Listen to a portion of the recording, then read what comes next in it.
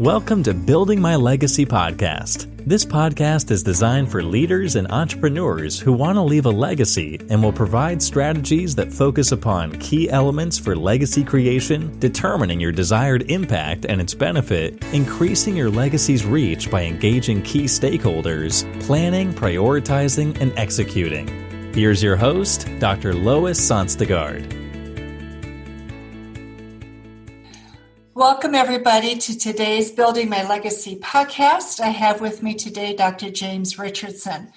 He is company founder and author of a podcast, and he works a great deal with consumer product development. He works with startups. He works with large companies. And so he has a fascinating background because he comes at this as a cultural anthropologist. So just to give you a sense as to whom he has worked with, he has worked with companies like Coca-Cola. He's worked with Hershey Company, General Mills, Kraft Foods, Conagra Brands, Frito-Lay. He's also looked at emerging brands such as Once Upon a Farm, Pietos, Yetha Hummus, Mother Kombucha, and others. So he has a vast variety of background and fascinated by what it is that you bring. But part of it, James, is you have an interesting perspective because you started as a cultural anthropologist. So how do you get from there, from being a Margaret Mead, to doing what you're doing? That's an excellent question. I get it regularly, and I'll try to be succinct. Okay. I think I have a long version on my YouTube channel if anyone's really curious. So I was on the academic track, quite honestly, for about a decade, and I thought that's where I was going to wind up. And I'm not the only Gen X white collar person who thought that. I would say there was an unprecedented amount of people chasing some pretty lofty dreams during the 90s. And I was one of them. So I went to graduate school. I was fascinated with human behavior.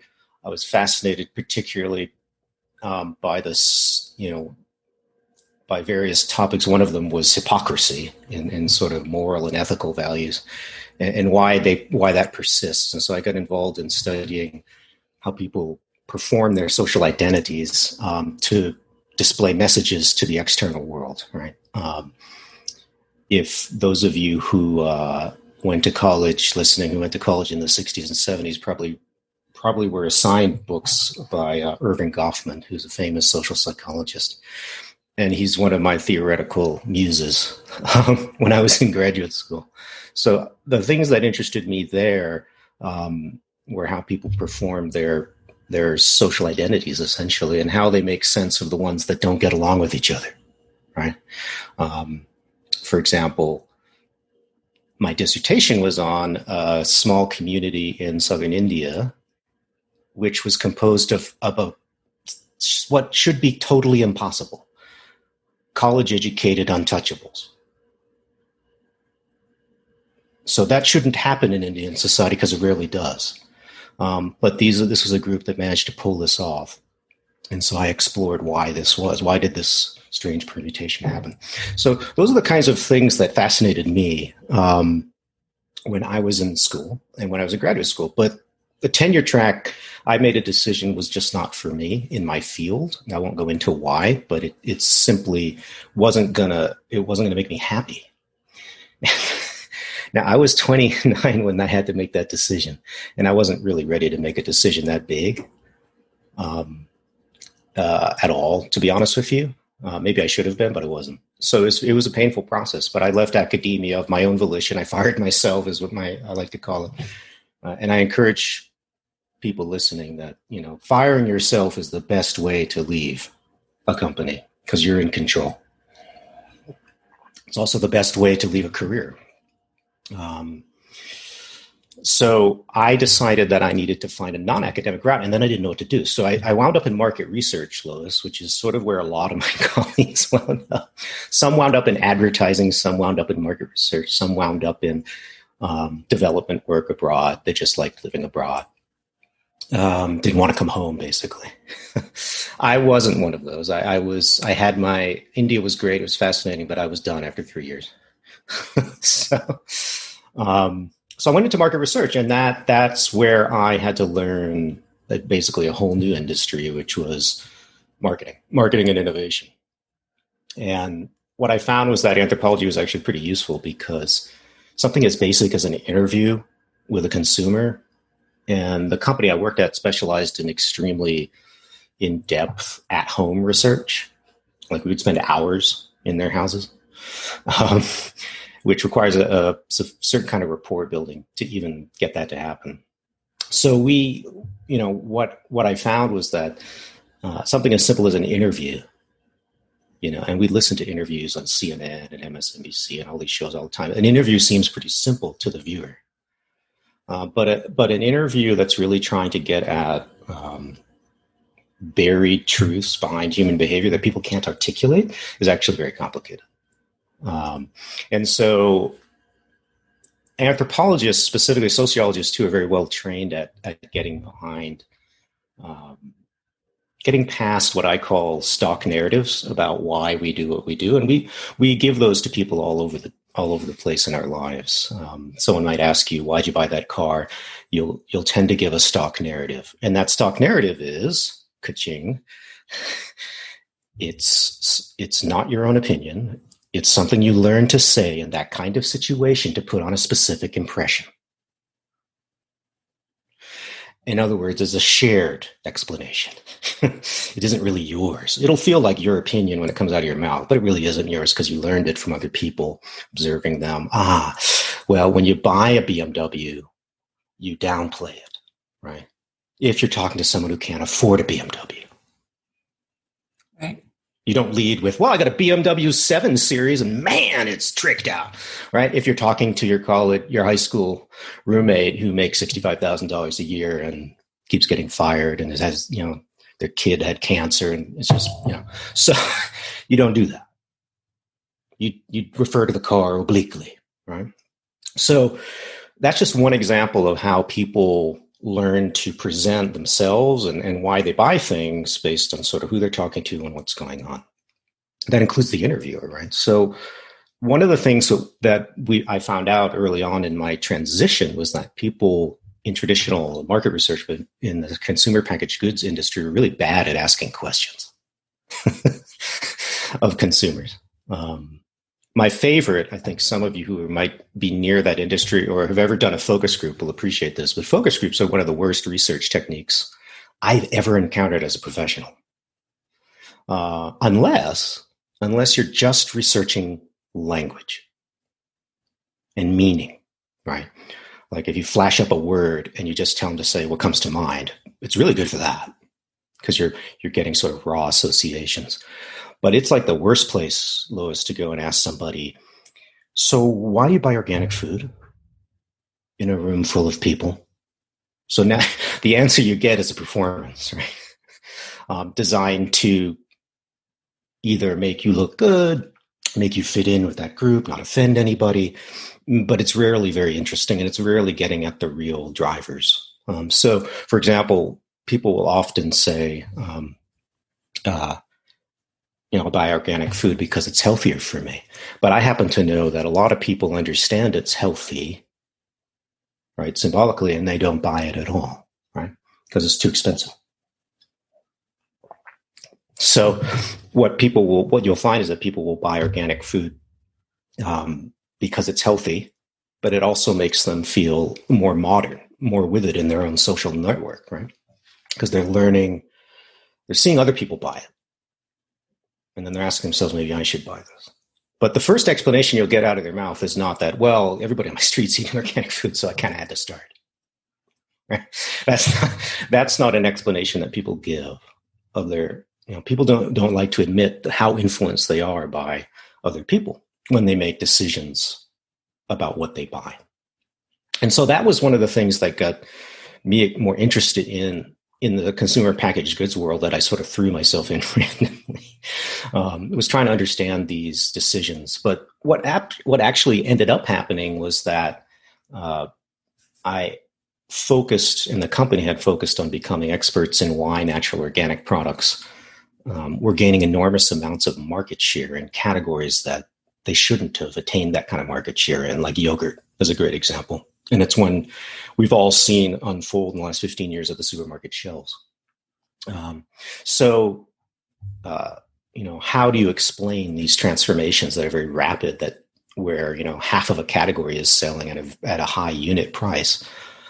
And traditional marketers in the industry that I used to do consulting for, they couldn't explain it. They couldn't explain why someone would pay 2 times the price of Yoplait. Not just 1 cup at a time, but they would buy 5 to 10 at that price, right? It just didn't make any sense to traditional marketing. Because before, say, the 1990s, most people just bought the mainstream brands in every category, and the price slowly crept up with inflation. That's sort of how the industry worked. It's pretty simple. It was a sleepy industry. It just grew. Now you had insurgent brands coming in, doing things that weren't supposed to be possible to a classically trained marketer at Kraft or General Mills or Coca-Cola. And so my career ended up riding this wave of sort of trying to explain what is going on here, not only from a behavioral perspective, but also from the perspective of business, right? How do you run Coca-Cola if this is where the market's going? How do you run General Mills from the very top? How do you make big decisions based on these shifts in behavior that are starting to really affect your profits and your ability to grow your company? So what ended up being sort of bizarre transition from being the skeptical social scientist who wanted to understand why do people do things for reasons they won't disclose right away, and then why do they say they believe in things and then don't act on them in their most mundane purchasing, right? So, for example, like sustainability is the number one zone of hypocrisy right now in American consumption. What people don't realize is that the kind of person demographically or lifestyle-wise who's the most likely to be passionately in support of defending the climate and defending the environment is a highly educated, affluent, genuinely white, and married household. And it's not, they don't look that much different than me, right? But those are also the people who waste. They have more food waste. They have more packaging waste. They waste more money every year on consumable items than any other group in society. So the most wasteful group in society is the one that's most interested in sustainability. And so when you start to unpack these things, it's fascinating because you realize, oh, they're not trying to actually be more sustainable. They're just incredibly guilt-ridden about what they're doing. But their behavior is showing really very little movement. In terms of actually, and part of it's because it's actually really hard when you get in a social world where consuming things is sort of normal, and you also get into a habit of doing it.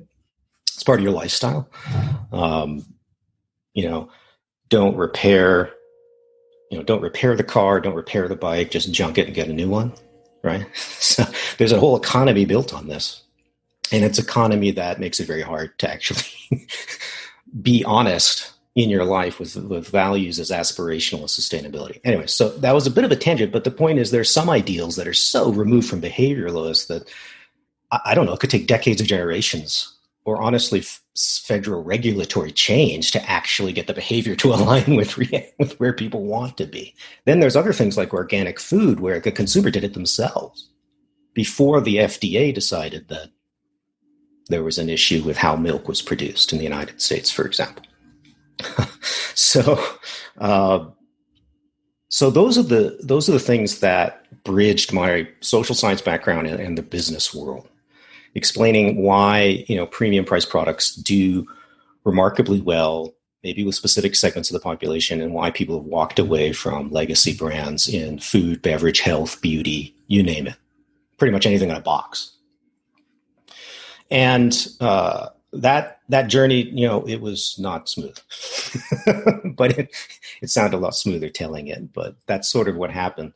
I ended up becoming a specialist, Lois, in best practices for growing early stage brands. And the basis of that expertise is not the traditional MBA knowledge of, case study knowledge, although I've done that work as well. It was the behavioral understanding about how to deconstruct the drivers behind why 2 or 3 million consumers, for example, will decide to start paying 2 to 3x more for Greek yogurt instead of Yoplait.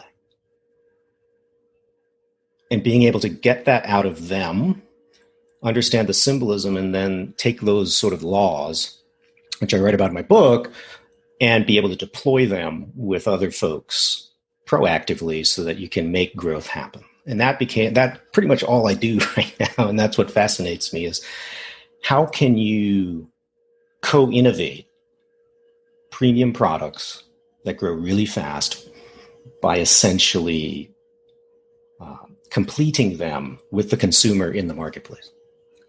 And that's pretty much the cutting edge of entrepreneurial innovation right now. It is, isn't it? Just so everybody is aware of your book, it's called Ramping Your Brand, and it talks about some of these issues. So it's available on Amazon and elsewhere too, I'm sure. But I want to go into this with exponential growth, because that is everybody's goal with a product. You introduce a product and you go, okay, how fast can we grow it? How fast can we blow it up? And what does that really mean? So you talk about the pros and cons of that. If you would just go into that a little bit. So I think people want to grow fast. Generally, I think the desire for that is more heightened than ever in the current cohort of entrepreneurs out there. But I distinguish between what you're reading about in the media in terms of the big brand growth stories. How is that? And exponential growth. So most of what you're reading in the media, if you look really closely, are actually unicorn stories. Those are the ones that capture the headlines the most. I think the biggest one that in the food industry recently was Kali Power Pizza, which went to $100 million in almost 18 months. And that just never happens. You had Chobani do something awfully similar in about 2 years. And then it kept growing. We had, you have direct-to-consumer brands like Harry's, which are growing that fast. So these unicorn brands are growing. They're growing just mathematically, making things concrete. They're growing 1,000%, 3,000%, 4,000% a year off a pretty fast out of the gate $1 million or $2 million in the first year of sales, right? And that is just, it just doesn't happen. So I've done the research. The reason it gets written about is because it's rare, right? And you're a media savvy person, Louis. So you know that the mainstream media is obsessed with weird stories of weird things, especially dangerous ones, right? Anything that's fear driven, right? So you'll get, we'll have daily coverage of homicides in the U.S., even though the average person has no experience with one, because we're afraid of them. But they're actually very rare. If they were happening all the time, it wouldn't be a news story. So no one would even talk about it. So, and the same thing with these fast-growing unicorn brands. Exponential growth, though, is something different. It's actually growth off a much smaller base of sales. Okay.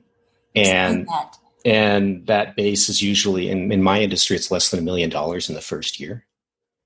And often it's $500,000. And mathematically, exponential growth basically occurs somewhere between 75% and 200% year over year growth. And investments work the same way, though they rarely grow that fast. But in a business that the kind of business that I'm in, it's possible to generate that growth. What's interesting about the curve, that's generated when you do that, if you were to open up an Excel file, and even if you just put like 500,000 in and then doubled it, every cell going to the right, and then you did a line chart, you'll get this beautiful curve. It looks like a quarter pipe ramp at the skate park, which is the metaphor in my book. But if you look at that curve, there isn't a lot of scale being created in the first couple of years.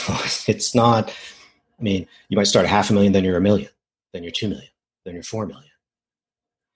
But to somebody who's trying to get really big, you looking at those numbers as the entrepreneur, you're like, nothing's happening.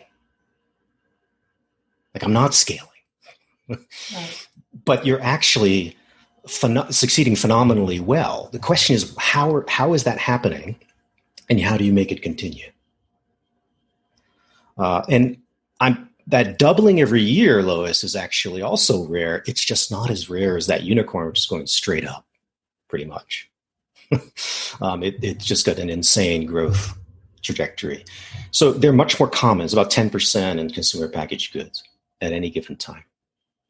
Where you have the doubling year over year. Doubling right. year after year. And what it does is it leads to scale relatively quickly, but it's all generated on that back half of that curve. So say it's like a 5 to 6 year journey. Most of the revenue creation will be in year 5 and 6 in absolute dollars. The first 2, 3, 4, again, it's going to be that shallow part of that skate park ramp where it's not going up very much. And then suddenly it goes, woo. And the difference between that and just shooting up like a rocket with a unicorn on top, to mix my metaphors, is you actually have time to learn in the market, Lois, when you're doubling off a small base deliberately, and you're not trying to overreach with customer acquisition, scale, whatever it is. Or in my industry, it tends to be signing up way too many national chains with brokers, which if you're well connected and you have cash, it can be done relatively much quicker now than 30 years ago for a small emerging brand. I will say the pandemic has slowed down onboarding a fair amount, so this is not the ideal circumstance to do that.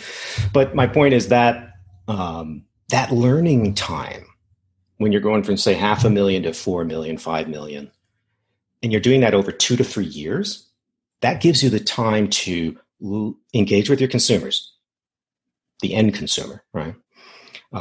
Get feedback, do a little light consumer research, make sure that you understand why this thing is growing, so that when you want to go and have the money to do things like paid advertising, which I pound on some of my bigger, wealthier clients to start doing, you know what to do. You know what to say. You know how to actually refine the brand positioning, get the marketing strategy really, really tight.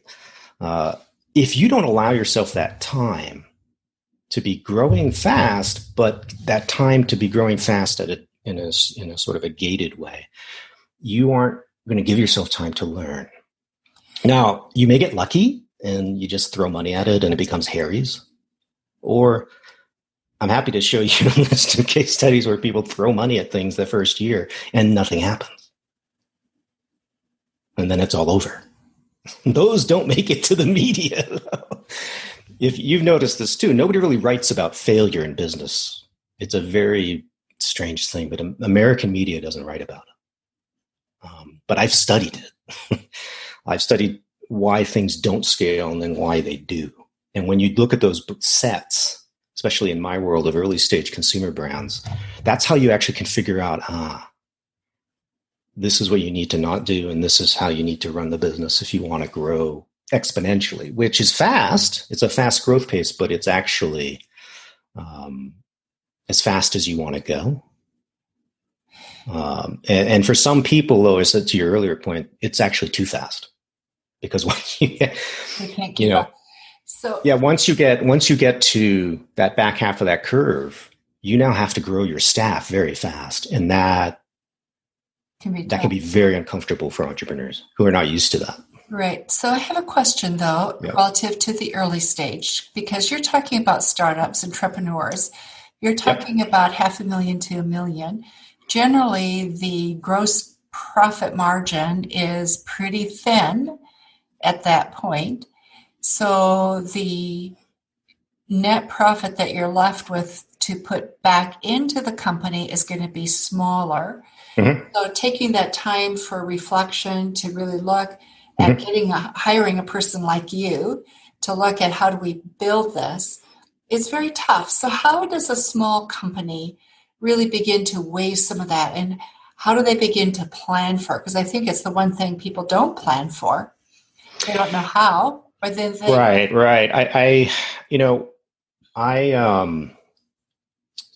I'm still evolving how to present that on my website to people, because I generate traffic mostly from people who are very small, because that's 80% in food and beverage. 80% of companies, actually it's 90% of companies for sale in the market today are selling less than $500,000 a year. And most of them they don't scale, they don't succeed. A lot of them go under, but a lot of them, just sort of slowly grow. And what I try to do is I try to give an enormous amount of content for free, included in the book is, to me, a marginal cost for an entrepreneur who's new, to give them the mental models by which they can structure their experiment in the market in those early years. So they're collecting the data in a scrappy manner that will help them optimize what they have as early as possible.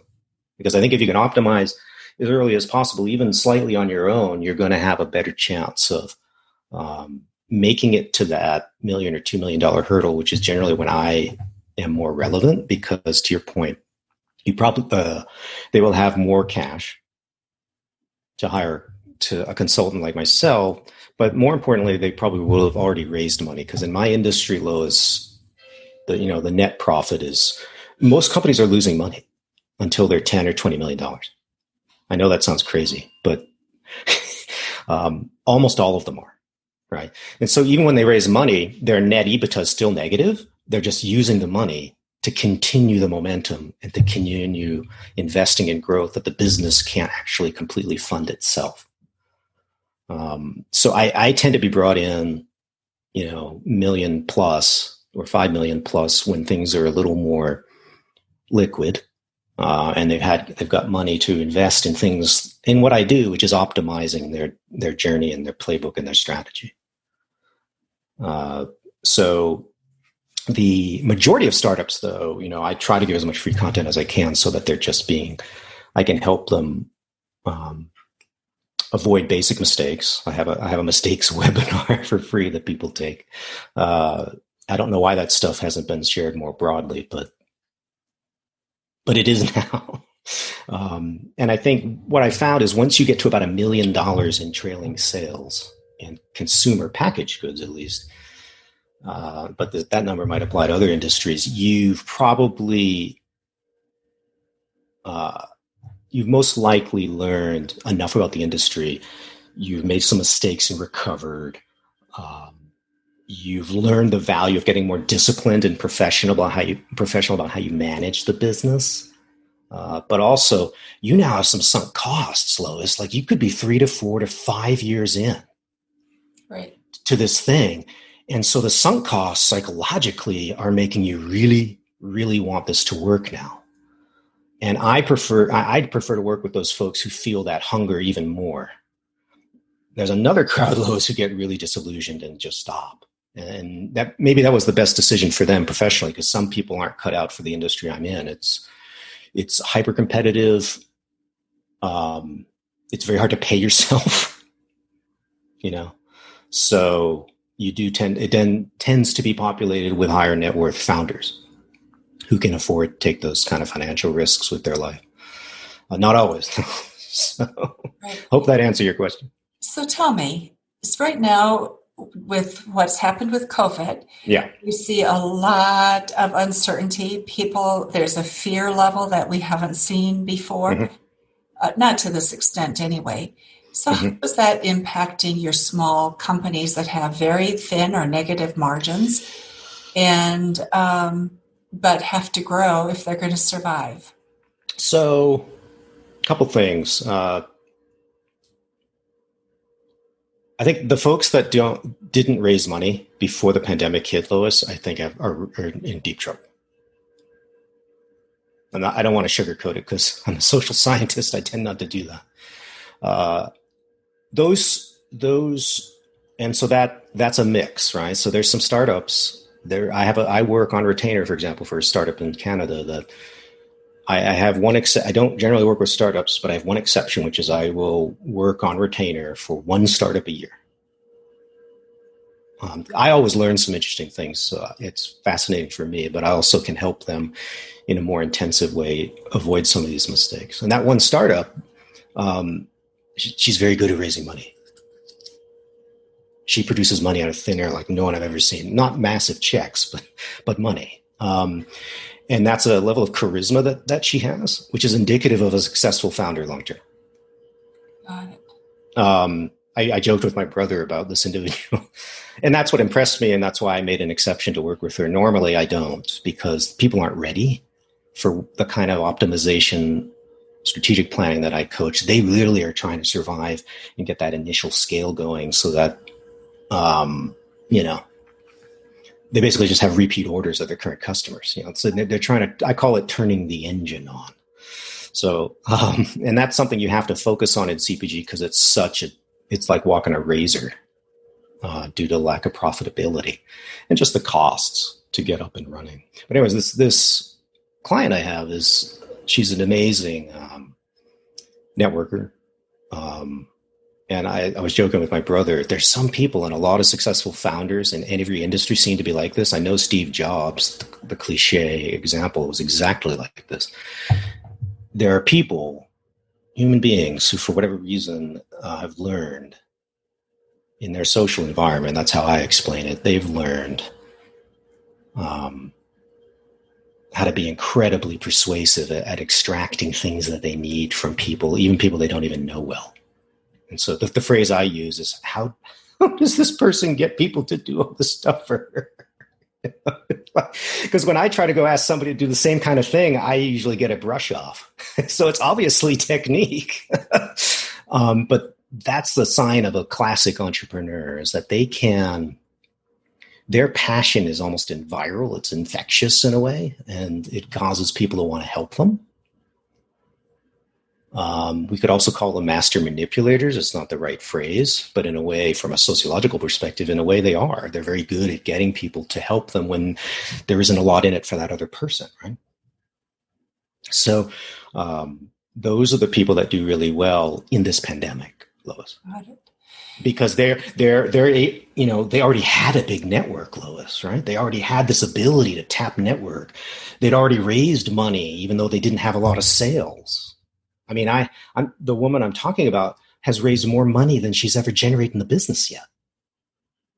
Like 2x. That's amazing. So it's just, I don't know. I don't think I could do that.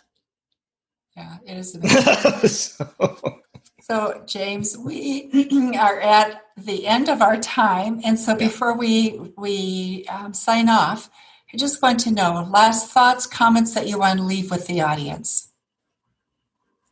Last thoughts. I think given the theme of your show, one thing I would suggest to listeners who aren't in the startup world is if you're thinking about your own legacy as a professional, one of the things that I think often gets overlooked is the ability for people, especially when they get in midlife, to assess what their strengths are and to take a leap. And honestly, this is probably the perfect time right now in American history to do it, because everything is in flux. Take your strengths and build your own business, sharing those with other people. Because unless you are literally going to become a C-suite executive where your legacy will be confirmed because of the massive influence you're going to have over that company, even in 3 or 4 years. If you're not on that track, or you don't even want to be there, it's not that you don't have strengths, but you can also build a legacy by going out, and it's sort of like I did, and going to an underserved group that doesn't get a lot of professional help. And all I can say is it's like 1,000 times more rewarding, regardless of what money you make. In my experience, then staying in a traditional corporate environment that's not fulfilling you. Now, if it is fulfilling you, hallelujah, right. Stay there. Well, and for people who are in that traditional role, at some point they will leave and may go with foundations or be on boards. And so really think. And I think those are the typical things, but I don't know that they're as fulfilling. I know people who do that. Right. I mean, I don't want to sound like the typical anthropologist, but hanging out on boards with a whole bunch of other rich people, that gets old pretty fast if you do it for 2 or 3 years. Whereas when you can have this much larger audience of potential impact, that's really, it's rock star infectious. When you can reach those people and help them, because nobody thinks of helping them. Yeah, that's very true. Right. Oh, thank you so much, Dr. James Richardson. Thank you for being with us on Building My Legacy podcast today. And for those of you who would like more information about James and his work and his book, we will have it in the show notes for you so you can contact him, or certainly you can contact us and we'll get you in contact with him. Thank you so much for being with us today. And thank you for having me, Lois. It was fun. Likewise. You've been listening to Building My Legacy podcast with Dr. Lois Sonstegard. To book your appointment with Dr. Sonstegard, visit www.buildtomorrow.com.